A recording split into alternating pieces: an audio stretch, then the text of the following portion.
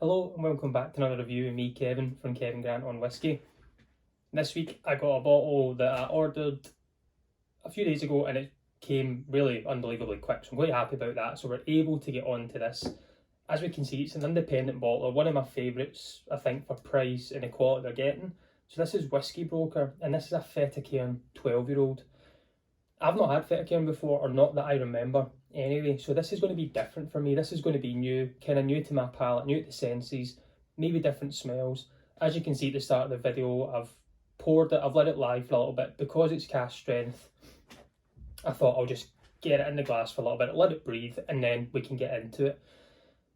So Fettercairn, if you look at the distillery itself, it's a Highland distillery based in Lawrencekirk. It's on your way up to Aberdeen, you take a wee cut off, and it's this wee little village. It's a cute wee distillery. I did try and pop in a couple of months ago, but it was closed, and I still think it's closed just now to visitors, which is pretty sad, because I wanted to see about the place and get to know it a little bit, because they're starting to really fly up the radar. Owned by White Mackay, big massive company that we know, so you're expecting a lot. I don't see many independent Fettercairns as well, so this is something which might be a little bit different. I will try it in time. I do know they have a 12-year-old in their core release, so it'll be good to maybe try them side by side. This is cask strength at 53.7% ABV, so it's a little bit up there, but not as crazy as I've seen before.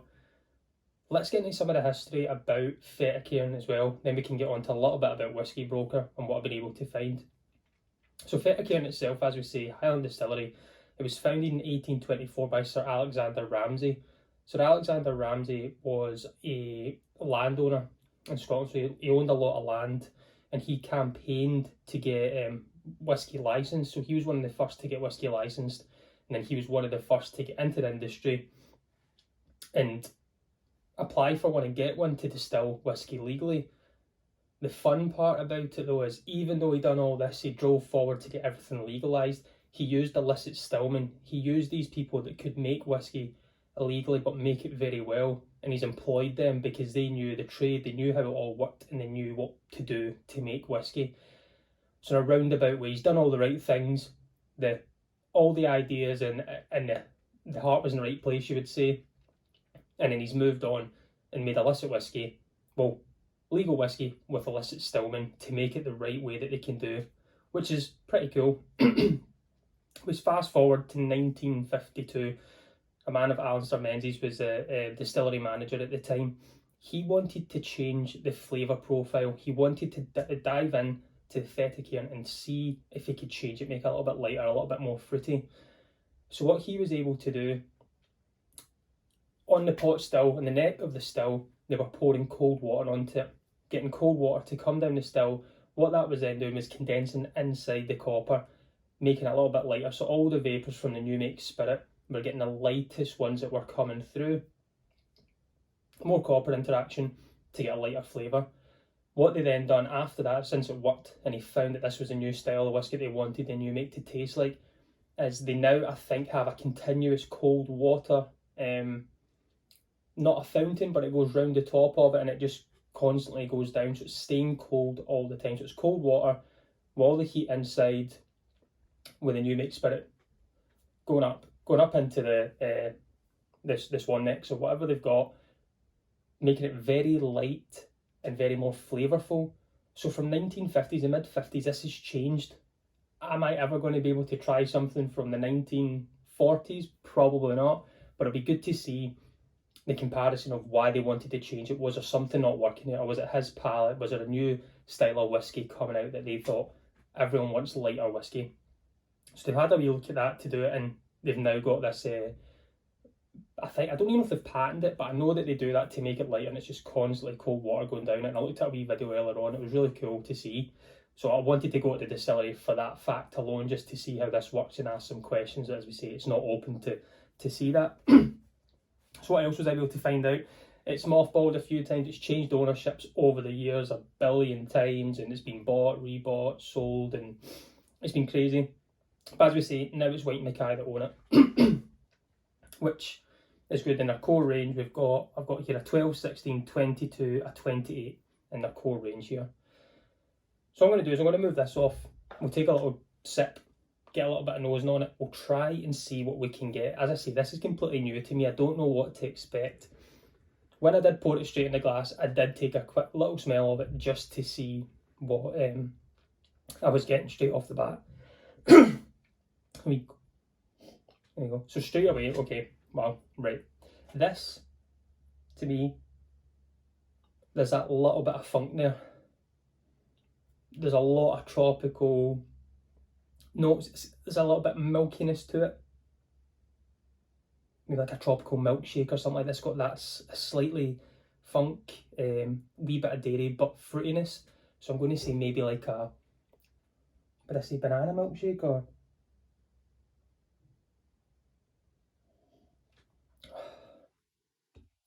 It's different. So we look at it here, 12 years old. It was filled into a bourbon hogshead on the 16th of March 2009, transferred into a sherry hogshead on the 2nd of March 2018. So about 9 years it's sat in a bourbon, and then for nearly 3 years it's sat in a sherry. So the colour's quite light, as we can see.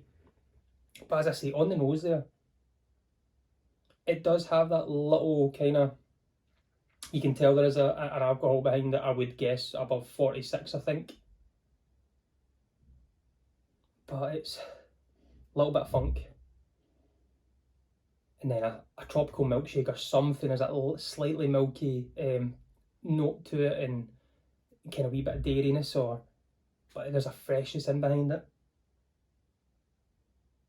Wow, it's intriguing. Right, let's get this on the palate, everyone. Slainte.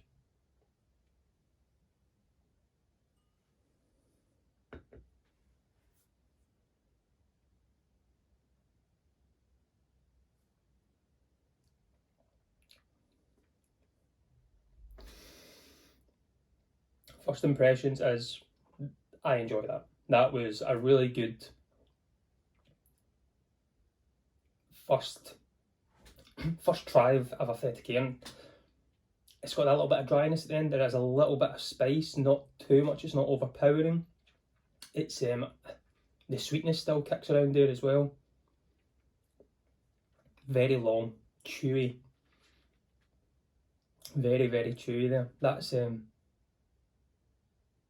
it's the funk. It is that real kind of funk on the nose, which is really getting me. It kind of gives me that slight Ben Nevis hit. Ben Nevis has a real sulphur kind of eggy note. This just has a little funkiness to it.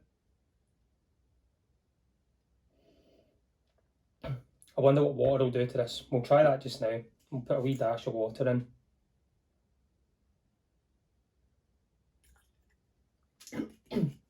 So we look at this. I think I've said it before. So Whisky Broker, independent bottler from Dumfries in Galway. It's right on the border. Massive amounts of casks. Unbelievable. They've got their own. They've got people that store there. They've got people that buy casks, and they do bottlings and everything. I think it was 2010 they were founded. And they've got this amazing whiskies at amazing prices. I paid £40 for this. I think £47 and a bit of change, including delivery. So under £50 for a 12-year-old cask strength whisky from a big distillery, as you would say. Non-chill filtered, no added colouring every single time. This is bottle number 14 of 285, so you can see the yields are very low in things. They don't really put anything out to say that today we're releasing X, Y, and Z. You just have to be constantly on the website. I think the last one I done was a Craig Ellicky, and I absolutely loved that Craig Ellicky, and I think I'm really going to enjoy this. First impressions have been really good.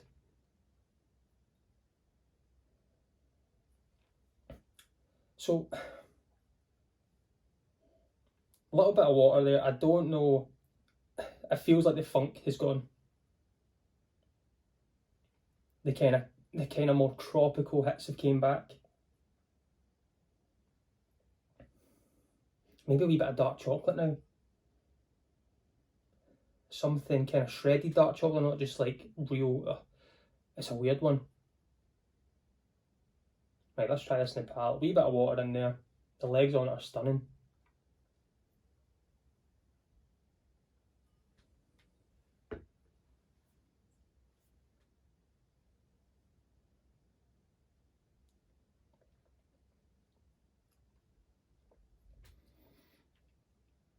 Spicy and dry finish for sure. Tropical and things on the nose, that little bit of dark chocolate. A kind of softer spice, but really dry. And I think that's going to be with that sherry hogshead, the 3 years it's had in there, is giving it that little kind of texture at the end. As I say, very chewy, it's very long in the mouth, it's just staying there. It's, I don't know, it's to describe, it's quite sticky on the mouth. You don't need to revisit this a lot. It's one you can take a drink, put it down, and just have it there. You don't have to keep going back to get the flavour, it's still there. But tropical, funky, wee bit spicy, dry. I think I'm going to have to get to know this a little bit better to understand it, and I think next time I'm out, if I see a Fettercairn at a bar to try, I will try that as the kind of core release to see what they do themselves and what they want to kind of, their 12-year-old keeps going over and over that everyone buys. So that'll be my next thing on the list, to try them side by side. So maybe next time I go out, I'll have a wee dram of this in my pocket in case I see one and sneak one on the side. Yep, it's that chocolateness is staying there now. I think I'm seeing past the funk. I'm trying to really dive in and find something else, because the funk was so, I would say, overpowering at the start. It might just be a tight neck pour at the start. This could open up. I think it will. But that's enjoyable. I like that. I like that, and I think I'll get to know it a little bit better. As you know by now, at this point, I like to go and have a sit down with it, really get to know it, maybe pour another dram and just sit back and try and enjoy this. As I say, it's my first ever interaction with a Fettercairn, so I want to get to know it as best I can and see what other notes I can maybe pick up. But again, everyone that's subscribed, thank you so much. Welcome to all the new subscribers as well. As I say, every single Friday I try and put a video out for you guys. Anything that you want me to do, leave me a wee comment. I do see them. I can't interact with every single one, unfortunately, but I do see them and I really, really appreciate it. I've got another bottle for next week. I've got the Benriach 10-year-old, which I picked up as well, so that'll be next week's video. Then after that, we'll just see what happens. But as always, I've been Kevin from Kevin Grant on Whisky, and join me next week. Let's talk whisky. Slainte.